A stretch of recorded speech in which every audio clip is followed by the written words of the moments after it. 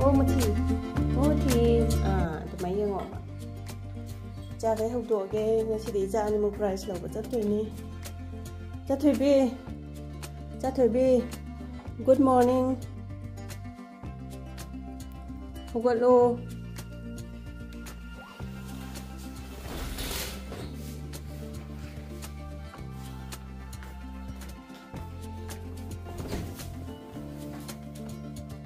cha sinh xem dịch can ghê lại qua và sẽ qua ra là quán thay này lại của ba đó nó tết đó nè chân đi thì môi nó tấm ninh đấy tụm lên tụm bầu cả là không có lần nào bạn nhớ đâu thì môi không có bằng ngày lấy già rồi thì nó không tuổi nè cha là tụm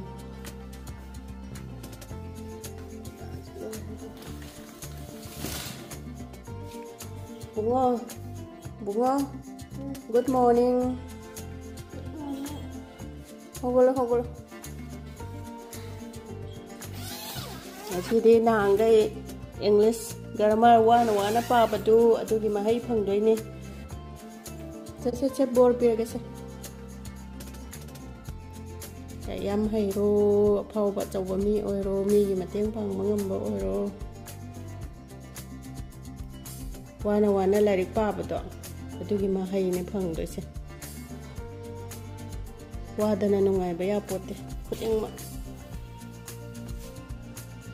không đâu ơi cái này nó gì được không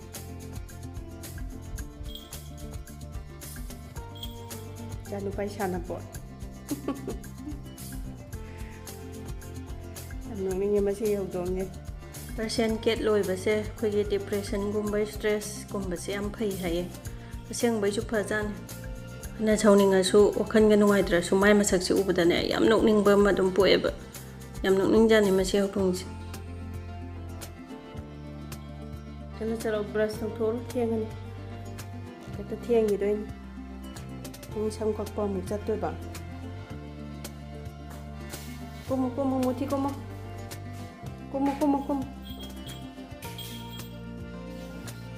lại đi xếp phát ông nó tha đồ mà gây chăn qua thì nó xong tất qua một chất tuổi này đầu thì sẽ bốc xem nhiều đấy. Thằng khara xin là đi ai đi lúc ba nãy đúng mà tiếng bằng bì ai nằm mà thắc cái ru jari ngay đầu khơi cái mà khai cái vài xí lắm xem vài đại bậc hộp lối bì lắm mẹ.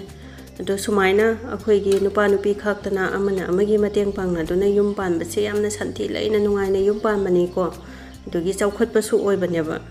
Đó na khơi mi na kari hai kini kari khan gini hai do na khan do na le ra di kai dong nung da mi oi roi adu na mi gi khan bi ro no khoi awat apa ta na do na arai le ta na da na asang ba mateng pang na da na yum pan bi u yam na santi le bane do mayam na su sum iche dada do marai ba yam na phai ka na ga harak podo dada da na te ko ai su lai ba yam na phai ye dada phang ja ba se ado ai gi lai kat pata lai mayam hekta la kat le na sau ba su mayam ma yau bi rak podo maning da mayam ma thai adu su charake ado in kholot bi ro na hai podo adu su charage ado hojik ti YouTube ki video nam na ba hona ba in khol se phata yeng ba ngam dre thai na di am lek law gai pha ba ne ba mat ta wa ta gai hojik ti kitang thare do maroi ma pang gi de awat pa mat lai te phadigom marola ma cha loi gra ga ma hore yendem khara thare moro asang ba tek pa cha na ba phaido ma cham thare kubi phul chu lai re marak sida chu cha ka pak tha chali ne tu lam che pik pane na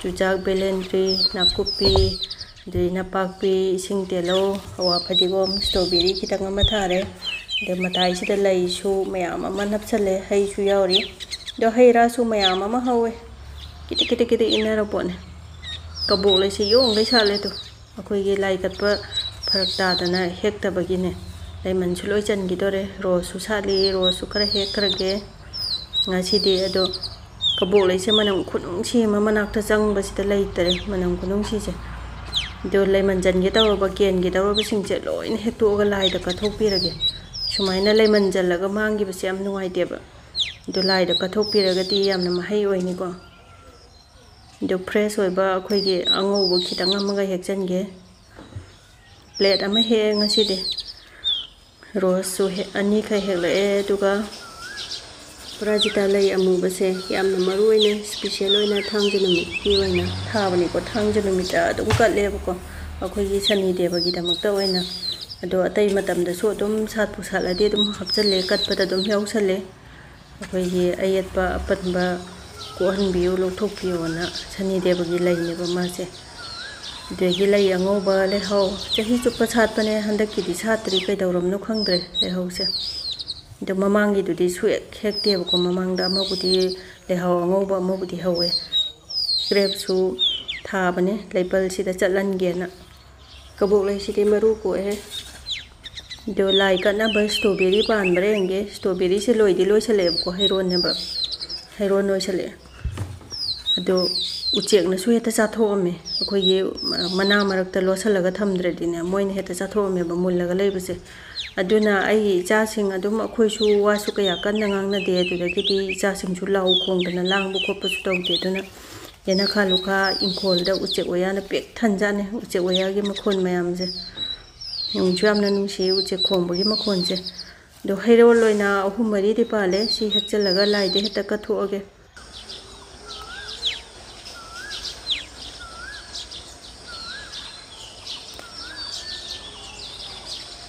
ꯒꯝꯂꯥꯗ ꯁꯥꯠꯄ ꯂꯩꯍꯥꯎꯁꯦ ꯄꯥꯝꯃꯨꯗꯅ ꯅꯣꯡꯃꯇ ꯍꯦꯛꯇꯦ ꯁꯥꯠꯄꯁꯨ ꯃꯌꯥꯝ ꯁꯥꯠꯂꯦ ꯑꯗꯣ ꯉꯁꯤꯗꯤ ꯑꯃꯇꯪ ꯍꯦꯛꯑꯒ ꯂꯥꯏꯗ ꯀꯠꯄꯤꯔꯒꯦ ꯃꯍꯩ ꯑꯣꯏꯅꯕ ꯑꯗꯣ ꯂꯩ ꯃꯆꯨꯁꯦ ꯑꯩꯈꯣꯏꯒꯤ ꯅꯣꯡꯃꯥꯏꯖꯤꯡ ꯅꯤꯡꯊꯧꯀꯥꯕ ꯂꯩꯕꯥꯛꯄ ꯃꯥꯒꯤ ꯅꯨꯃꯤꯠꯀꯤ ꯃꯆꯨ ꯑꯗꯨ ꯀꯠꯂꯣ ꯑꯗꯥ ꯀꯠꯂꯣ ꯃꯌꯥꯝ ꯑꯃ ꯂꯩꯌꯦꯕꯀꯣ ꯑꯗꯨꯝ ꯃꯌꯥꯝꯒꯤ ꯃꯥꯒꯤ ꯑꯅꯤꯡꯕ ꯑꯄꯥꯝꯕ ꯇꯧꯕꯤꯌꯨ ꯃꯥꯒꯤ ꯑꯅꯤꯡꯕ ꯑꯄꯥꯝꯕ ꯇꯧꯕꯗ ꯑꯩꯗꯤ ꯁꯨꯡꯌꯦꯠ ꯌꯦꯠꯆꯔꯣꯏ ꯐꯩ ꯐꯠꯇꯦꯁꯨ ꯍꯥꯏꯖꯔꯣই ꯁꯤꯗ ꯂꯩꯖꯔꯦ ꯑꯗꯣ ꯑꯩꯒꯤꯁꯨ ꯑꯩꯅ ꯅꯨꯡꯉꯥꯏꯖꯕ ꯑꯩꯅ ꯄꯥꯝꯖꯕ ꯑꯗꯨꯝ ꯂꯩ ꯃꯆꯨꯁꯦ ꯃꯈꯜ ꯁꯨꯅ ꯅꯨꯃꯤꯠ ꯈꯨꯗꯤꯡꯒꯤ ꯑꯗꯨꯝ ꯂꯣꯏ ꯀꯠꯆꯩꯌꯦꯕꯀꯣ ꯅꯨꯡꯁꯨ ꯌꯥꯝ ꯅꯨꯡꯉꯥꯏꯕꯅꯦ ꯃꯈꯜ ꯃꯊꯦꯜ ꯃꯆꯨ ꯃꯌꯥꯝꯁꯦ ꯍꯧꯖꯤꯛꯀꯥꯟꯗꯤ ꯂꯥꯏ ꯀꯠꯄꯁꯦ ꯐꯩꯒ ꯐꯠꯇꯦꯒ ꯃꯀꯣꯛ ꯉꯥꯎꯅꯕ ꯃꯤ ꯌꯥꯝ ꯌꯥꯎꯅꯔꯦ ꯑꯗꯣ ꯑꯩꯗꯤ ꯁꯨꯡꯉꯥꯎ ꯉꯥꯎꯕꯤꯗꯦ ꯊꯃꯣꯏ ꯁꯦꯡꯅ ꯑꯔꯩꯕ ꯈꯔ ꯈꯤꯇꯪ ꯀꯠꯆꯕꯗꯣ ꯏꯁꯣꯔꯅ ꯑꯗꯨꯝ ꯂꯧꯕꯅꯦ ꯑꯁ ꯂꯩ ꯈꯨꯌꯥꯝꯁꯦ ꯉꯁꯤꯗꯤ ꯄꯦꯟꯅ ꯀꯠꯂꯦ ꯄ꯭ꯂꯦꯠꯁꯤꯃ ꯆꯣꯟꯅ ꯄꯤꯛ ꯊꯟꯅ ꯃꯅꯝꯒꯁꯦ ꯈꯨꯅꯨꯡꯁꯤ ꯑꯃ ꯂꯩꯇ꯭ꯔꯦ ꯑꯗꯣ ꯑꯩꯈꯣꯏꯁꯦ ꯑꯗꯨꯝ ꯏꯃꯥ ꯏꯄꯥ ꯏꯄꯨ ꯑꯩꯈꯣই ꯑꯍꯜ ꯂꯃꯟꯅ ꯆꯠꯂꯝꯕ ꯂꯤꯛꯂꯝꯗꯨꯅꯦ ꯑꯩꯈꯣꯏꯅ ꯆꯠꯆꯔꯤꯁꯦ ꯏꯃꯥꯅ ꯏꯅꯦꯝꯕꯣꯛꯅ ꯇꯝꯕꯤꯕꯁꯤꯡꯗꯣ ꯑꯗꯣ ꯑꯩꯈꯣꯏꯅ ꯑꯃꯨꯛ ꯏꯆꯥꯗ ꯏꯁꯨꯗ ꯑꯃꯨꯛ ꯂꯣꯏ ꯇꯝꯕꯤꯔꯝꯗꯣꯏꯅꯦ ꯆꯥꯔꯣꯟ ꯁꯨꯔꯣꯟꯗ ꯁꯅꯥ ꯈꯣꯡꯅꯥꯡꯁꯤꯅ ꯏꯅꯦꯝꯕꯣꯛꯅ ꯇꯝꯕꯤꯕꯅꯤꯀꯣ ꯑꯩꯈꯣꯏꯒꯤ ꯃꯪꯍꯥꯗ ꯅꯨꯡꯉꯥꯏꯇꯕꯗꯣ ꯑꯗꯨꯝ ꯌꯥꯍꯧꯔꯛꯄꯗ ꯃꯉꯣꯟꯗ ꯎꯁꯤꯜ ꯑꯣꯏꯅ ꯂꯣꯏꯅ ꯁꯤꯟꯗꯣꯛꯑꯦ ꯏꯃꯨꯡꯒꯤ ꯐꯠꯇ ꯍꯥꯎꯊꯤ ꯈꯨꯗꯤꯡꯃꯛ ꯑꯗꯨꯗꯤ ꯂꯥꯏ ꯗꯨꯛ ꯊꯥꯕ ꯈꯣꯠꯄ ꯂꯣꯏ ꯂꯣꯏꯔꯒ ꯏꯆꯥꯅꯨꯄꯥꯒꯤ ꯁꯝ ꯀꯛꯄ ꯑꯃꯨꯛ ꯆꯠꯂꯦ ꯍꯣꯔꯦꯟ ꯁꯝ ꯀꯛꯄ ꯂꯣꯏꯔꯒ ꯎꯠꯆꯔꯛꯀꯦꯀꯣ ꯁꯝ ꯀꯛꯄ ꯌꯥꯝ ꯐꯖꯕꯅꯦ ꯁꯤꯒꯤꯁꯦ ꯄꯩꯁꯥꯁꯨ ꯀꯩꯁꯨ ꯌꯥꯝꯅ ꯂꯧꯗꯦ ꯂꯨꯄꯥ 100 ꯈꯛꯇꯪ ꯂꯧꯋꯦꯕꯀꯣ ꯌꯥꯝ ꯀꯨꯏꯅ ꯌꯥꯝ ꯅꯥꯟꯅ ꯐꯖꯅ ꯀꯛꯆꯥꯅꯤ ꯂꯣꯏꯔꯛꯀꯗꯧꯔꯦ ꯍꯧꯖꯤꯛ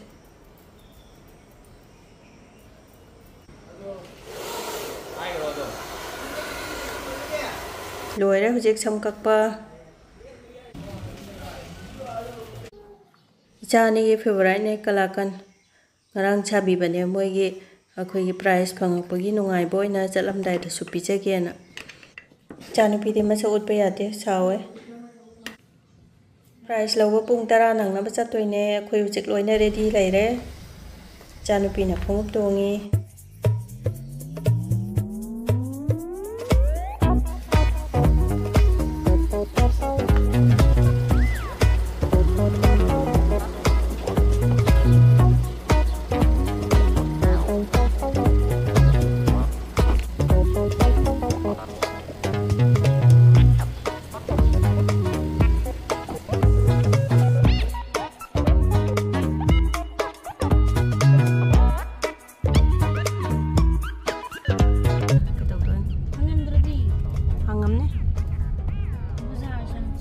ꯇꯨꯄꯤꯗꯣ ꯀꯥꯏ ꯎꯞꯇꯣꯏꯅꯣꯕ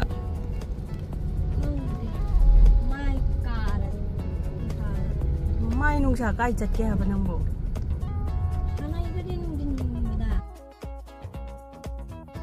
ꯁꯥꯗ꯭ꯔꯦꯗ ꯑꯗꯨꯗꯤ ꯆꯠꯊꯕꯤ ꯅꯪ ꯀꯩ ꯂꯩꯗꯣꯏꯕ ꯍꯜꯂꯛꯄꯗ ꯁꯦꯀꯦꯟ ꯍꯦꯟꯒꯤ ꯈꯣꯡꯒ꯭ꯔꯥꯎꯕ ꯌꯥꯗꯦ ꯅꯪ ꯁꯦꯀꯦꯟ ꯍꯦꯟ ꯍꯥꯏꯗꯣ ꯁꯦꯀꯦꯟ ꯍꯦꯟ ꯍꯥꯏꯕꯅꯦ ꯂꯦꯟ ꯍꯥꯏꯕ ꯅꯠꯇꯦ ꯏꯕꯨꯡ ꯅꯪ ꯂꯦꯟ ꯍꯥꯏꯗꯨꯗꯤ ꯂꯦꯟ ꯍꯥꯏꯕ ꯅꯠꯇꯦ ꯃꯤ ꯁꯦꯀꯦꯟ ꯍꯦꯟ ꯍꯥꯏꯕꯅꯤ ꯅꯪ ꯂꯦꯟ ꯍꯥꯏꯌꯦ ꯌꯥꯔꯦ ꯍꯧꯖꯤꯛꯀꯤ ꯃꯇꯥꯡꯗ ꯑꯃꯨꯛ ꯊꯥꯗꯣꯛꯑꯣ ꯏꯕꯨꯡ ꯅꯪ ꯃꯄꯥꯏ ꯃꯆꯥ ꯃꯥꯜꯂꯤꯗ ꯃꯔꯩ ꯌꯥꯝ ꯀꯜꯂꯤ ꯑꯩꯗꯤ ꯇꯨꯄꯤ ꯐꯥꯔꯁ ꯍꯦꯟ ꯅꯪꯒꯤꯅ ꯇꯨꯄꯤ ꯐꯥꯔꯁ ꯍꯦꯟ ꯆꯤꯆꯦꯒꯤꯅ ꯁꯦꯀꯦꯟ ꯍꯦꯟ ꯐꯥꯔꯁ hand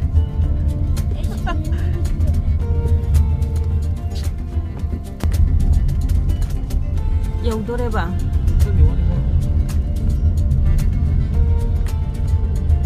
Kharabu Manipur da ta khangde. Kino na. Kada.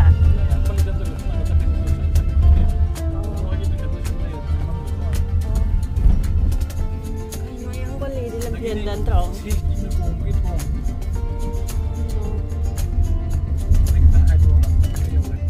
Ayang pali burim suat lay trâu.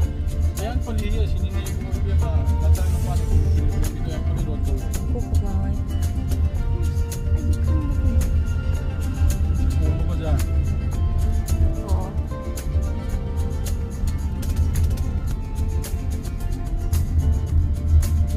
Asyik tan lagi tu. Hare, Yaokhre itu.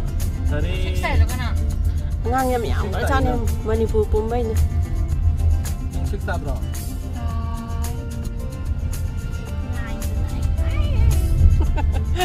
Tiền bông hoa nung đã này đã phá ra bani bông Yaokhre itu yam phá ra bani. Jom Yaokhre ko yo. Dia tahu dapat. Kesukai dia bông mak cak mana bani. Tahu hai sini dah.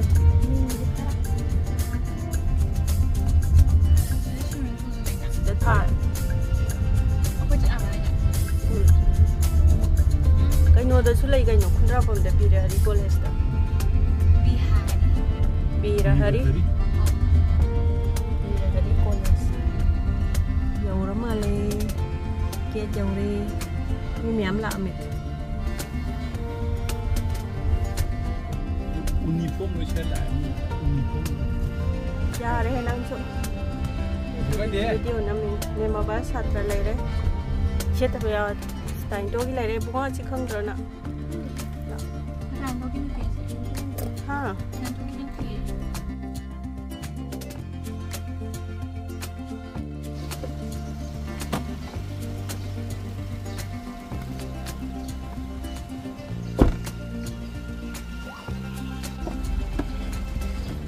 Khâu rồi lâu ra cái à?